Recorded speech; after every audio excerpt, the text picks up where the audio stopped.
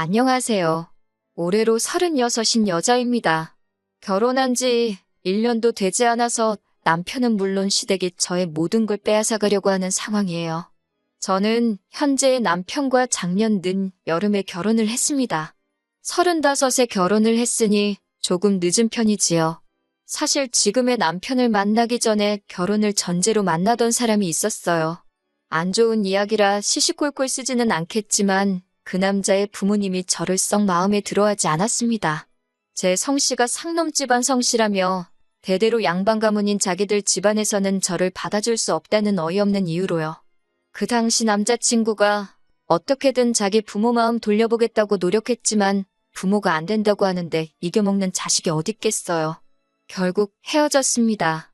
5년을 넘게 연애하던 사람하고 헤어진 나이는 35이 되어 있고 어찌해야 할바를 모르겠더라고요.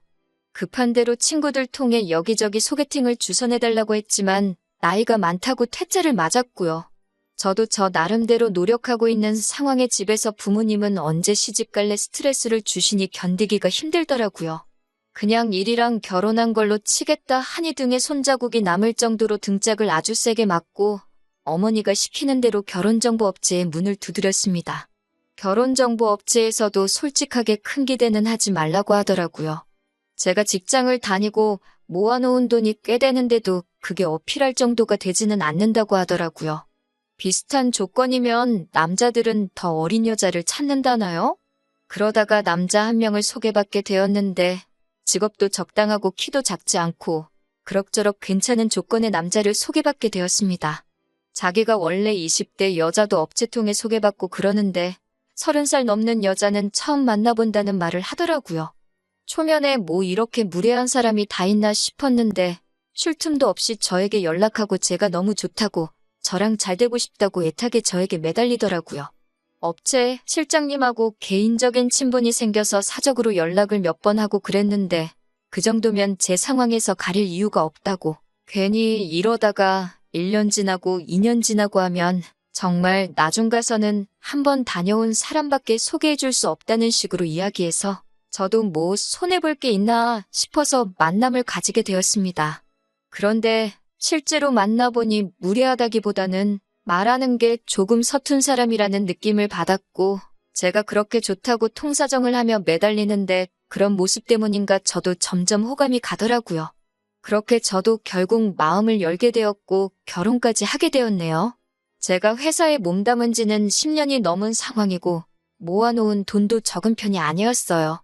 남편도 적당히 괜찮은 회사 다니면서 그 나이 또래 남자들하고 비교했을 때도 평균 이상의 연봉을 받고 있었고 집은 없었지만 또 결혼한다고 모아놓은 돈도 상당하더라고요. 혼수며 예단이며 그냥 남들 하는 만치만 하고 저도 결혼이 늦은 편이고 남편도 똑같이 늦은 편이다 보니 양가 부모님들 속전속결에 연애시장 6개월 만에 결혼식을 예상했던 것보다 더 빠르게 올리게 되었습니다.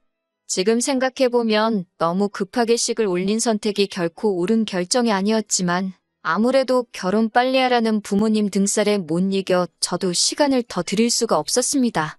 신혼집은 남편 모은 돈, 저 모은 돈 합쳐서 전세로 들어가게 되었어요. 저도 10년 넘게 직장 생활하면서 모은 돈이 상당했기 때문에 집 구하는데 비용은 거의 반반 똑같이 냈습니다. 혼수랑 예단이 있어서 정확히 말하면 제가 조금 더 쓰긴 했지만 엄청 많이 쓴 건 아니고요. 결혼을 하게 되면 남편은 제가 다니던 회사를 그만두기를 원하더라고요.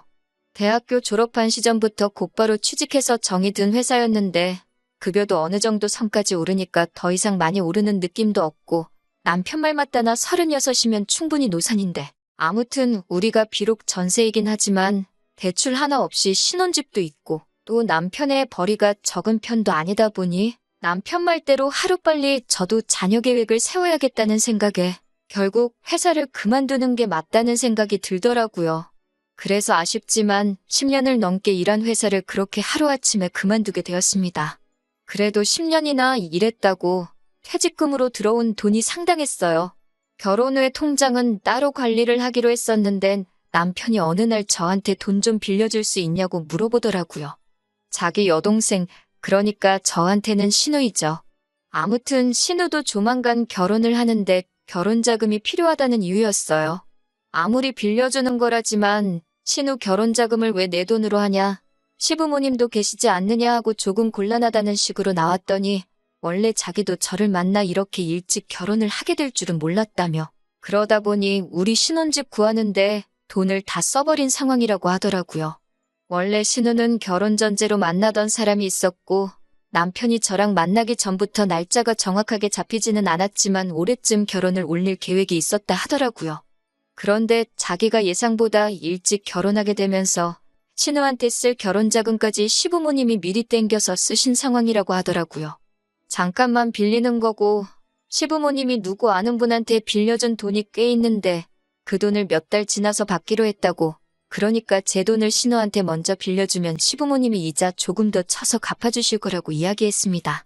결혼식을 당장 올리는 것도 아닌데 무슨 돈이 필요한가 조금 의아했지만 남편과 시댁의 상황도 충분히 이해가 가는 상황이었습니다. 마침 저도 계획에 없던 퇴사로 목돈이 들어온 게 있으니 돈이 없는 상황도 아니었고 이자 조금 쳐서 준다고 하시니 그냥 어디에 투자했다는 느낌으로 생각하고 신우에게 퇴직금으로 들어온 돈 7천만 원을 빌려줬습니다. 그렇게 없는 돈인 셈 치고 지내고 있었는데 갚기로 한 날이 다 되어가는데 돈을 안 돌려주는 거예요. 그렇다고 신우가 결혼식을 올린 것도 아니고 그때부터 뭔가 촉이 이상하더라고요. 조금 늦게 갚게 되면 늦는다 뭐다 가타부타 말이라도 있어야 할 텐데 시부모님을 뵙거나 신우를 만나도 그 돈이 무슨 영린인 것처럼 말도 꺼내지 않고 있던 상황이었거든요. 설마 가족 돈을 떼먹겠어 하는 생각도 들었는데 자꾸 신경이 쓰이니 하루하루 저한테는 말 못할 스트레스였어요. 돈 몇 푼 그거 돌려주겠지라고 하기에는 어쨌든 제가 10년 넘게 일해오며 차곡차곡 모아온 어떻게 보면 제가 결혼하기 전에 열심히 인생을 살아온 증거이기도 한 돈이다 보니 더 신경이 쓰였어요. 그래서 참다 못해 신우한테 제가 연락해서 혹시 돈을 언제 갚을 수 있냐고 물어봤어요. 그러자 신우는 돈이요? 무슨 돈이요? 하면서 마치 제가 돈을 빌려준 적이 없던 것처럼 딱 잡아떼더라고요. 그래서 결혼한다고 빌려간 그 돈 말하는 거라고 갚기로 한 지가 벌써 2달이 다 돼가는데 아무 말도 없어서 궁금해서 물어봤다고 말했습니다. 오히려 신우는 저한테 화를 내더라고요. 그게 왜 제가 언니한테 빌린 돈이냐며 그 돈은 자기 돈이라고 오빠 결혼할 때 빌려준 돈 받은 거라고 말을 하더라고요. 그게 무슨 말이냐고 분명히 남편이 아가씨 결혼할 때 필요하다고 해서 저한테 사정사정을 해서 제가 빌려준 돈인데 무슨 말을 하는 거냐고 했죠. 신우는 자긴 모르겠고 갚을 돈 없으니까 이런 걸로 연락하지 말라고 하고 전화를 끊어버리더라고요. 다시 전화를 해도 일부러 제 전화를 받지 않았어요. 저녁에 퇴근한 남편이 신우한테 무슨 말이라도 들었는지 제 눈치를 보면서 들어오더라고요. 남편 불러 세워서 이게 무슨 일이냐, 내 돈 어디 갔냐고, 내 돈 내놓으라고 소리를 질렀어요. 남편은 실실 웃으면서 사실은 그렇게 됐어 라고 말하면서 자초지종을 설명하더라고요. 자기가 모아놓은 돈이 사실 그렇게 많은 편이 아닌데 조금이라도 조건이 좋은 사람을 만나려면 통장 잔고라도 불려놓는 방법밖에 없어서 신우한테 돈 좀 빌렸다고요. 어차피 이제 우리도 정식으로 부부니까 네 돈 내 돈 따로 가르지 말자고.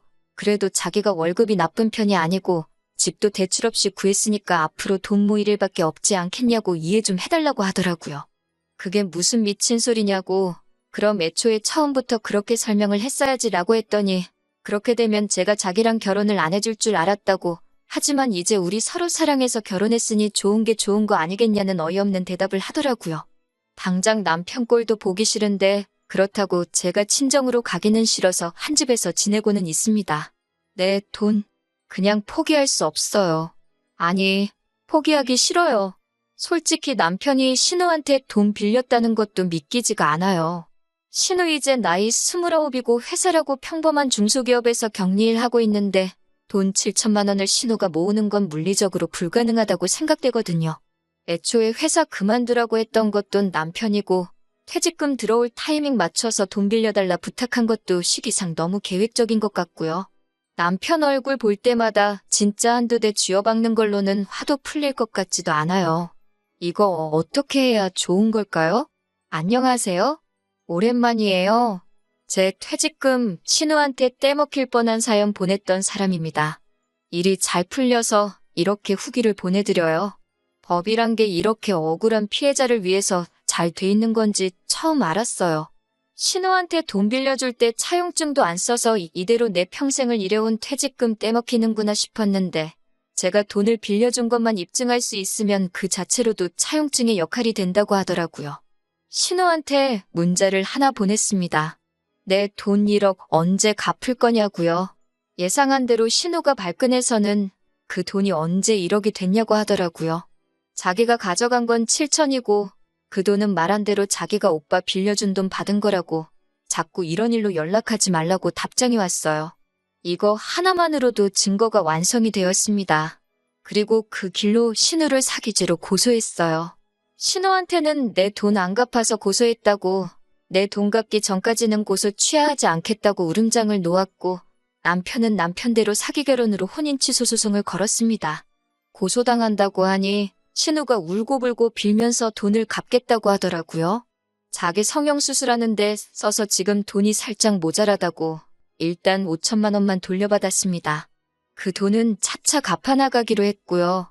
남편은 사기 결혼을 이유로 위자료 청구까지 해서 제 퇴직금만큼 되는 돈을 지급하기로 되었어요. 다행히 전세로 구한 집은 집구할 때 저희 어머니 말대로 지분 설정을 해놓은 게 있어서 고스란히 돌려받을 수 있었어요. 결국 저는 혼인무효 판결을 받게 되어서 모든 게 제자리로 돌아왔네요. 단지 멀쩡히 다니고 있던 회사를 잃게 되긴 했지만 그래도 전 남편한테 받게 될 위자료가 있고 제 경력이 죽은 것도 아니니 직장은 다시 천천히 알아보려고 해요. 결혼 생활 몇 달 안 했지만 그까짓 것 안 해도 충분히 살 수 있겠더라고요. 오히려 저희 어머니도 자기 때문에 제대로 알아보지도 않고 딸 맘고생 시킨 것 같다고 결혼 안 해도 되니까 저희 행복을 위해 살라고 응원해 주시고 있어요.